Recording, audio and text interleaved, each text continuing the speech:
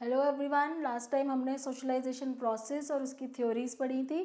अब हम कुछ क्वेश्चंस पढ़ेंगे जो एग्जाम्स में आते हैं।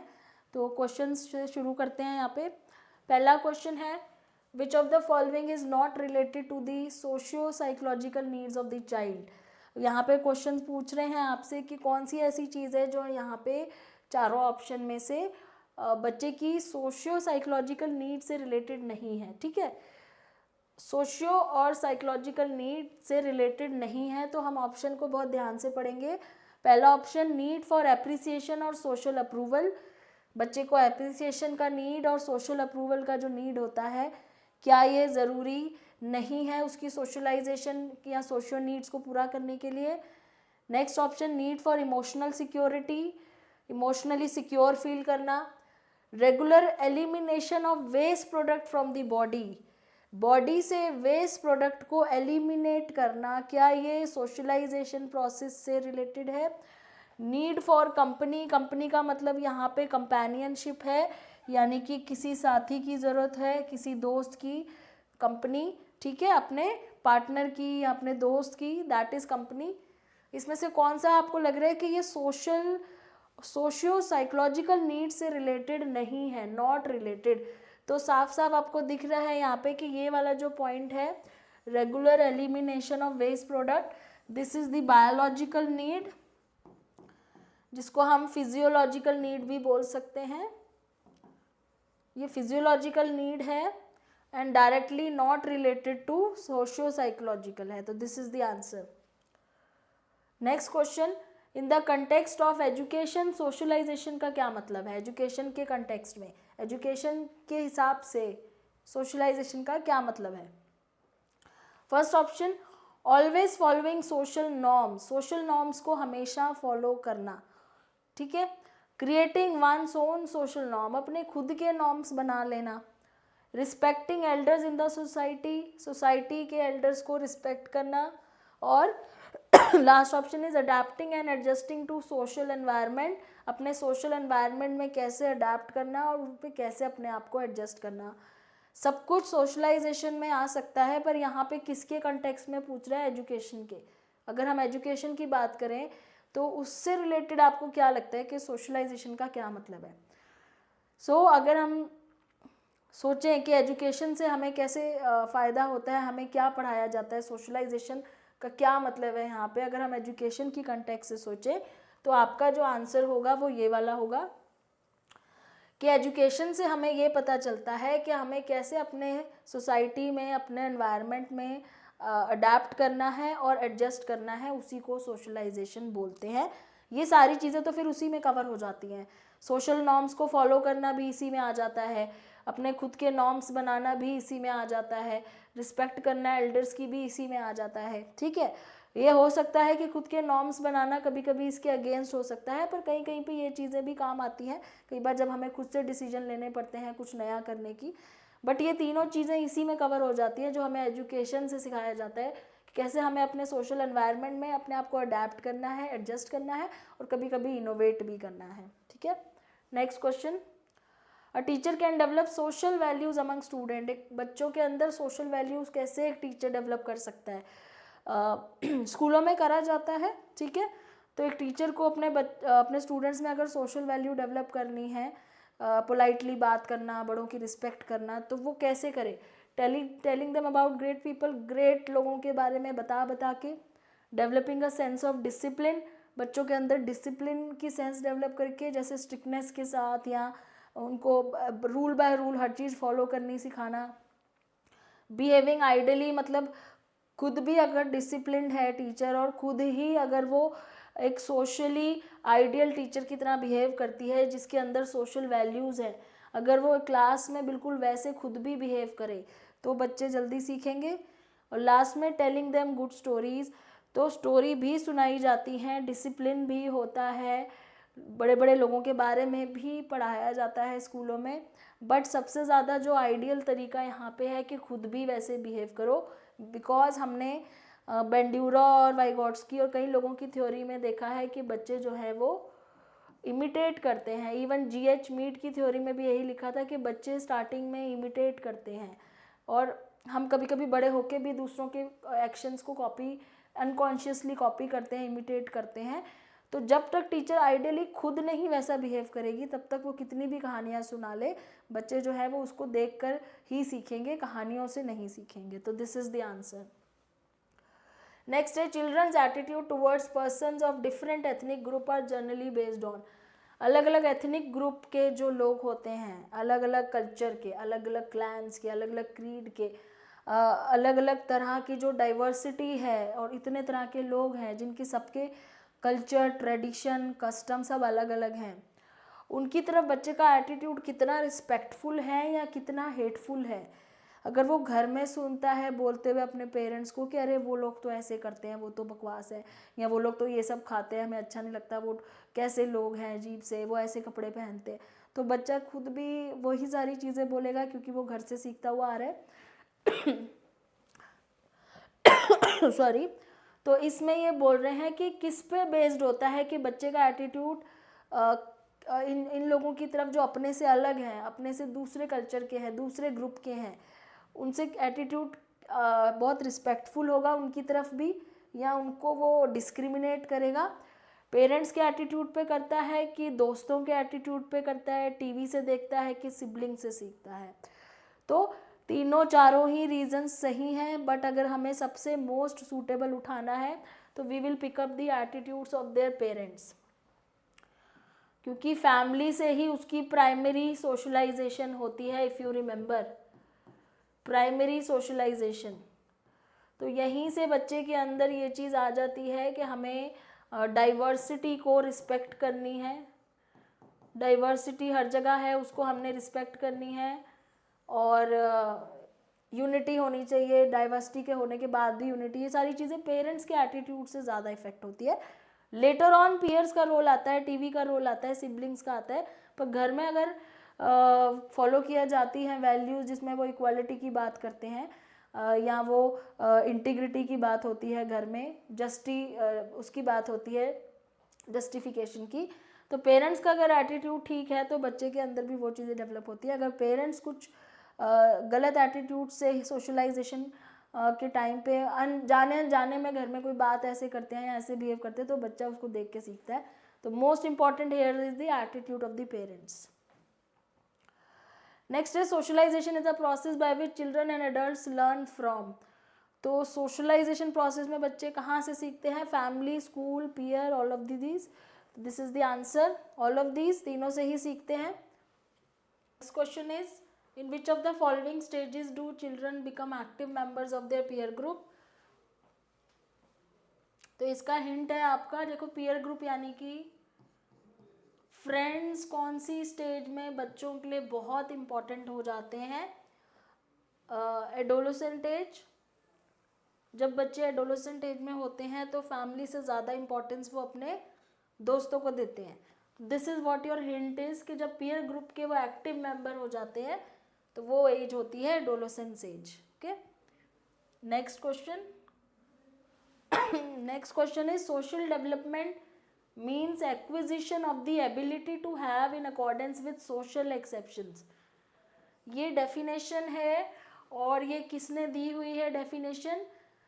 This definition has been given by Hurlock. आपको कुछ डेफिनेशंस एग्जाम में हर बार आती है, आपको पता है पूछी जाती हैं, तो आपको ध्यान रखना है कि ये वाली जो डेफिनेशन है ये हरलॉक की दी हुई है। नेक्स्ट वन, यहाँ पे ये पूछा जा रहा है कि 14 साल की देविका है जो डेवलप कर रही है sense of herself as a separate self governing individual.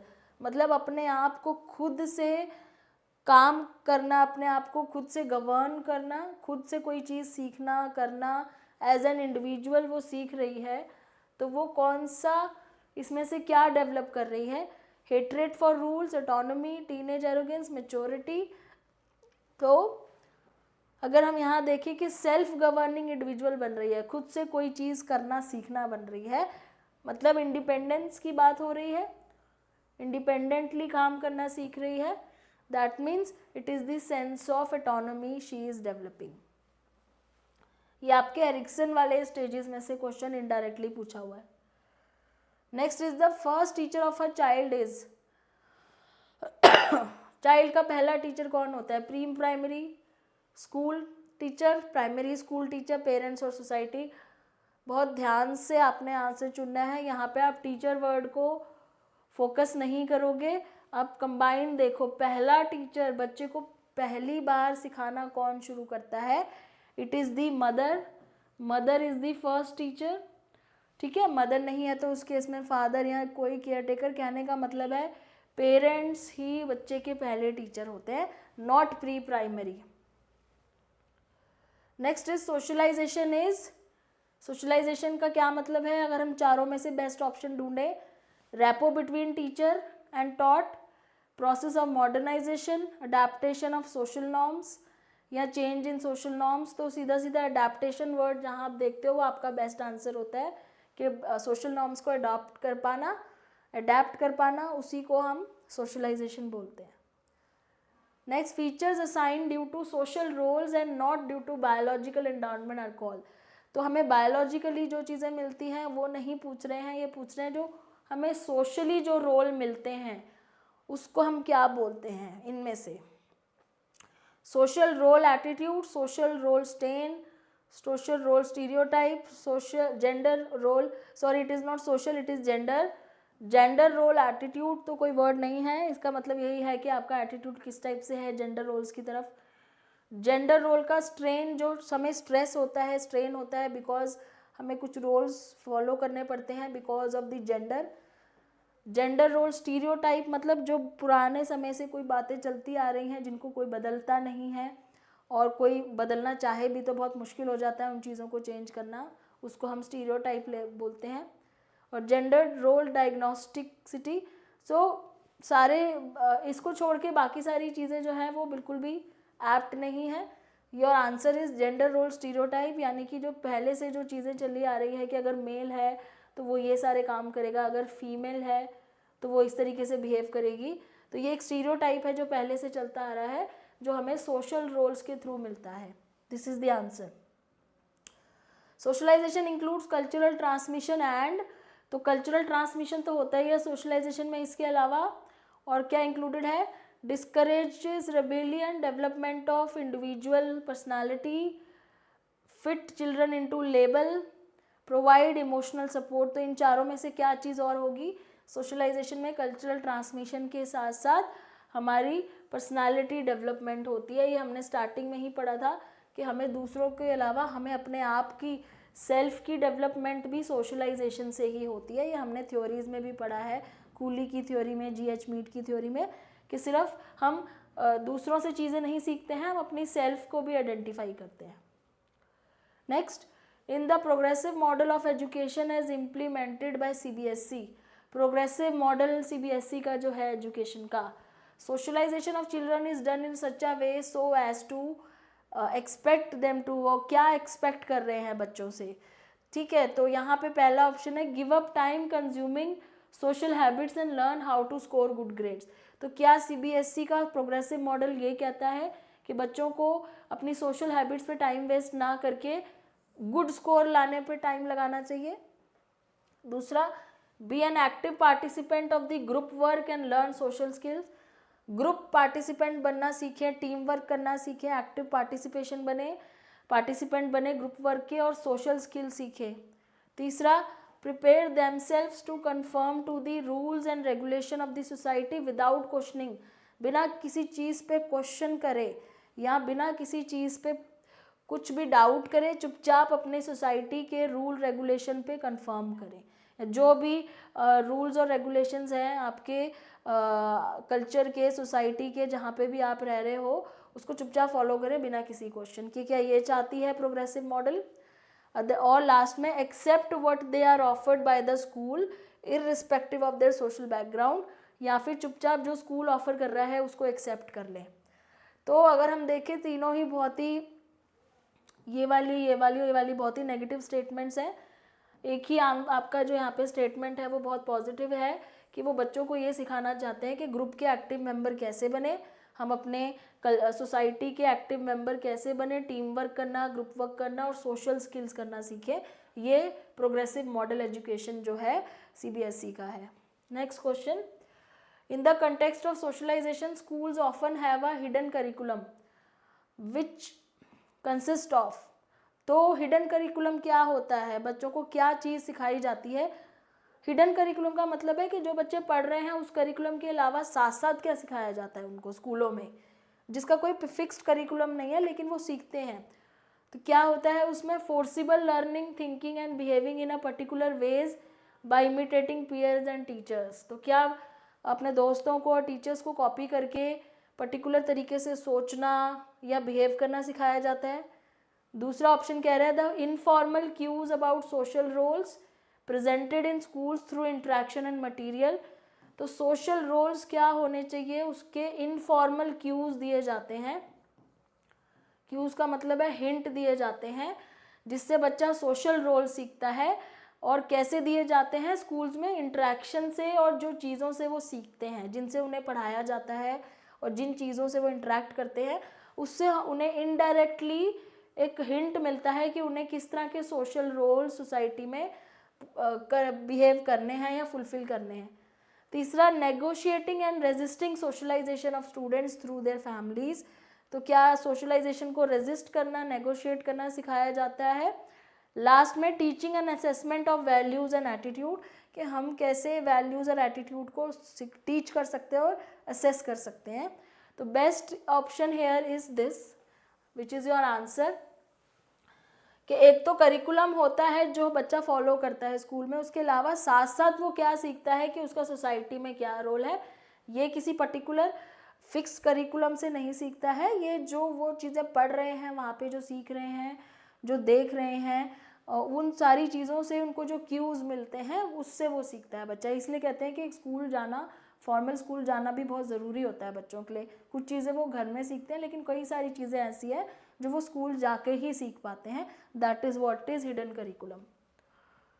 Next question, which of the following are the secondary agents of socialization. Primary तो आपका फैमिली है ही है, फैमिली जहाँ पे आ जाए वो आपका प्राइमरी है। यहाँ भी फैमिली है, ये भी प्राइमरी है, यहाँ भी फैमिली है। सेकेंडरी आपका स्कूल होता है, school and neighbourhood, this is your secondary agent of socialization. In which of the following stages do children become active members of their peer group? This is again the same question. कुछ questions बार बार आए हुए हैं। The feeling of shame and pride develops in the stage of। shame and pride वाली feeling जो होती है वो वाली है जो हमने लास्ट टाइम जब हमने पढ़ा था एरिक्सन की स्टेज, जहाँ पे वो shame और डाउट वाला जो स्टेज था। I will show you once again। हमने एरिक्सन की कौन सी स्टेज पे पढ़ा था, आप यहाँ पे देखो, अर्ली चाइल्डहुड स्टेज पे हमने ये पढ़ा था कि ऑटोनॉमी और शेम एंड डाउट की फीलिंग डेवलप हो जाती है। ये स्टेज है अर्ली चाइल्डहुड स्टेज, ठीक है, जहाँ पे बच्चा खुद से काम करना सीखता है, या फिर अगर उसको रोका जाए तो वो शेम और डाउट वाली फीलिंग डेवलप हो जाती है। तो this is what they are saying. तो यहाँ पे आपका आंसर है अर्ली चाइल्डहुड स्टेज। तो आपको स्टेजेस, इसका मतलब आपको स्टेजेस का क्लैरिटी होनी चाहिए कि कौन सी स्टेज में कौन सा कॉन्फ्लिक्ट होता है। Next, according to Erikson, in which of the following stages in life is an individual able to start assisting socialization of others. Erikson के अकॉर्डिंग कौन सी लाइफ की स्टेज में individual start assisting in the socialization of others, मतलब दूसरों को भी help करने लगता है, असिस्ट करने लगता है।